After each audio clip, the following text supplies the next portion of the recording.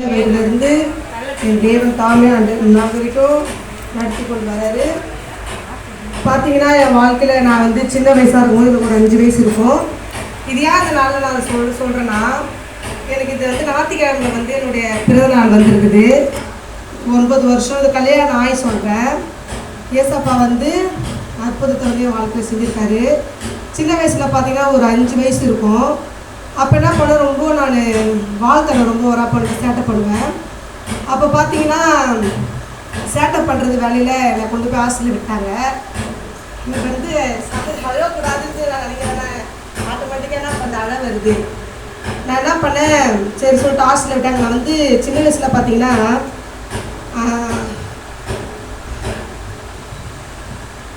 அப்பாவுடைய சந்தோஷத்தை நான் அனுபவிச்சது கிடையாது என் வாழ்க்கையில். அப்பாவுடைய சந்தோஷத்தை நான் வரைக்கும் நான் அனுபவிச்சதே கிடையாது. அம்மா மட்டும்தான் எனக்கு. அப்போ பார்த்தீங்கன்னா நான் ஹாஸ்டலில் கொண்டு போய் விட்டாங்க. நான் 5 வயசுலேருந்து நான் ஹாஸ்டலில் தான் இருந்தேன். என்னை வந்து மாதம் வந்து என்ன பண்ணுவாங்கன்னா, என்னை வந்து பார்க்க வருவாங்க, பார்த்துட்டு போயிடுவாங்க. இப்படியே தான் வாழ்க்கை இருந்துச்சு. மாதத்துல ஆனால் ஒரு முறை தான் வந்து என்ன பண்ணுவாங்கன்னா, பேரண்ட்ஸ் வந்து பிள்ளைங்களை பார்க்கணும். இப்படி தான் என் வாழ்க்கை இருந்துச்சு. அப்படியே பார்த்தீங்கன்னா அந்த மாதத்தில் ஒரு வாட்டி தான் லீவ் விடுவாங்க, அந்த மே மாதத்தில். அப்போ தான் வந்து நான் என்ன பண்ணுவேன்னா, அந்த உலகத்தை பார்க்கும்போது அவ்வளோ ஒரு சந்தோஷமாக இருக்கும். இந்த இடத்தெல்லாம் பார்க்குறோம் சொல்லிட்டு அவ்வளோ ஒரு ஹாப்பினஸ்ஸாக இருப்பேன் நான். அப்போ பார்த்தீங்கன்னா இந்த லீவில் இருக்கும்போது எங்கள் அம்மாவுக்கு என்ன ஆயிடுச்சுன்னா, உடம்பு சரியாமல் ஆயிடுச்சு. எங்கள் அம்மாவுக்கு உடம்பு சரியாத இருக்கிற வேலை பார்த்தீங்கன்னா, அவங்களுக்கு என்ன ஆயிடுச்சுன்னா இறந்து போயிட்டாங்க அவங்க. எனக்கு அப்போ 10 வயசு இருக்கும், 2000 எங்கள் அம்மா.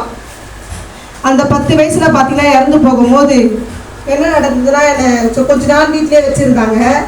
வீட்டில் நான் மறுபடியும் ஹாஸ்டலில் இருக்கும் பொழுது அப்போ வந்து என்னை அங்கேயே இருந்து என்னை வந்து என்ன பண்ணாங்கன்னா, அம்மா அப்பா இல்லாத பிள்ளைகளெல்லாம் வந்து வேறு ஹாஸ்டலில் மாற்றினாங்க. என்னை என்ன பண்ணாங்கன்னா, எங்கள் அம்மா இறந்த போது என்னை வந்து என்ன பண்ணாங்கன்னா, ஒருத்தர் கூட வந்து பார்க்கல. ஏன்னா எங்கள் அண்ணன் வந்து அப்போ எங்கள் அண்ணன் சின்ன திருமணம் ஆகலை, பெரிய அண்ணன் இருக்கிறாங்க, எங்கள் பெரிய அண்ணி இருக்காங்க. அது என்னன்னு தெரியல, என்னை வந்து பார்க்கவே வரல, அப்படியே விட்டுட்டாங்க என்னை பார்க்காமையே. நான் அங்கேயே தான் இருப்பேன். நான் எங்கள் அம்மாவை நினச்சி என்ன பண்ணுவேன், நான் அழுவேன்.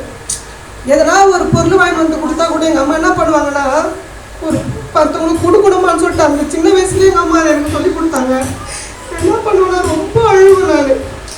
ரொம்ப கஷ்டமாக இருக்கு, என்னப்பா எங்கள் அம்மா என்னை பார்க்க வருவாங்கன்னு சொல்லிட்டு. அந்த டைமில் கூட நாங்கள் ஏசப்பாவை சின்ன வயதுலேருந்து நான் நேசிப்பேன். எங்களுக்கு ப்ரேயர் சொல்லி கொடுப்பாங்க, பாட்டு சொல்லி கொடுப்பாங்க. நான் சின்ன வயதுலேருந்தே எனக்கு ஏசப்பா தான் தெரியும். ஆனால் வந்து இது மாதிரி சர்ச்சுக்கெலாம் எங்களால் அங்கே போக முடியாது. எங்களுக்கு வீட்டுக்கு அங்கேயே வச்சு தான் எங்களுக்கு ப்ரேயர் எல்லாமே எங்களுக்கு சொல்லி தருவாங்க. இப்படி தான் என் வாழ்க்கை இருந்துச்சு. அப்போ பார்த்தீங்கன்னா ஒரு நாள் அம்மா அப்பா இல்லாத பிள்ளைகளெல்லாம் கொண்டு வேறு ஹாஸ்டலில் சேர்க்கணும்னு சொல்லிட்டு கணக்கு எடுத்து பார்க்கும் போது அதில் ஒரு 6, 7, 8 பேர் இருந்தாங்க அம்மா அப்பா இல்லாத பிள்ளைங்களை. அதில் நான் ஒரு ஆள். என்னை வந்து என்ன பண்ணாங்கன்னா, பார்க்கவே வரல. ஏன்னா என்னன்னு தெரியல, நான் எங்கள் அண்ணியை என்னை பார்க்க வரல, எங்கள் அண்ணன் என்னை பார்க்க வரல. எங்கள் அண்ணன் வந்து குடிக்கிறவர். ஒருவேளை எங்கள் அண்ணன் கூட காசு கொடுத்துருப்பாரு, அவங்க வந்து பார்க்காம இருந்திருப்பாங்க பொழுது. ஏன்னா எனக்கு தெரியல. ஆனால் எனக்கு சின்ன வயசாக இருந்ததுனால எனக்கு தெரியல. அப்படியா இருக்கும் போது எல்லாருமே என்ன பண்ணுறாங்கன்னா, ஹாஸ்டலில் இருக்கிறவங்களுக்கெல்லாம் எல்லா பொருளுங்களும் எல்லாமே இருந்தது. எனக்கு மட்டும் எதுவுமே இல்லவே இல்லை. ஒரு கூட்டுக்கத்துக்கு சட்டி கூட கிடையாது எனக்கு. அப்படி ஒரு எட்டியாக இருந்தேன்.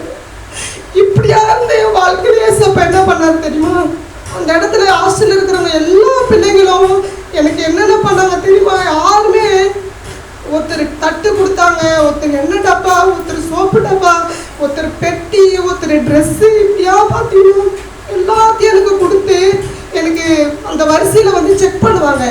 ஒவ்வொரு பொருள் என்னென்ன இருக்குதுன்னு சொல்லிட்டு செக் பண்ணுறதுக்கோசம் இருப்பாங்க. வீட்டுக்கார் சொன்னார், அழுவாத சாட்சி சொல்லிட்டு.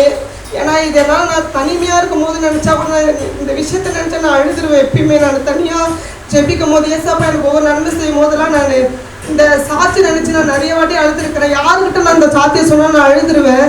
என்னால் அழுவாமல் தான் நான் சொல்லணும். எவ்வளோ கண்ட்ரோல் பண்ணி எத்தெல்லாம் ஏசப்பாட்ட ஜெபிச்சுட்டே இருந்தேன், ஏசப்பா நான் அழக்கூடாது ஏசப்பா அப்படின்ட்டு.